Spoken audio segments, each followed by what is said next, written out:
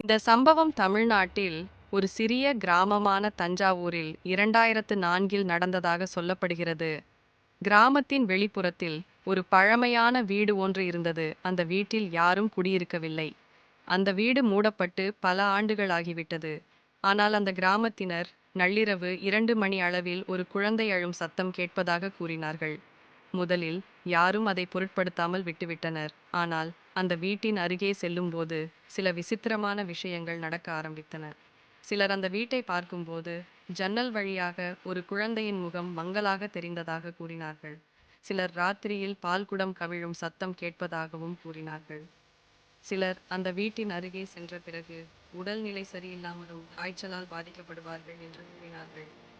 அப்படி என்னதான் நடந்தது என்று ஊர் மக்கள் விசாரித்தனர். அப்பொழுது ஒரு வயதானவர் கூறினார், பல ஆண்டுகளுக்கு முன்பு அந்த வீட்டில் ஒரு ஏழை குடும்பம் வசித்து வந்தது. ஒரு நாள் அந்த வீட்டில் வசித்த பெண் தன் பிறந்த குழந்தைக்கு பால் கொடுக்க முடியாமல், குழந்தை பசி தாங்க முடியாமல் அழுது கொண்டே இருந்தது. இவளும் என்ன செய்வது என்று தெரியாமல் இருந்தால் நீண்ட நேரமாக அழுது கொண்டே இருந்தது அந்த குழந்தை. சிறிது நேரத்தில் அந்த குழந்தைக்கு மூச்சு திணறல் ஏற்பட்டு அந்த குழந்தை தாயின் கரத்தில் இறந்துவிட்டது.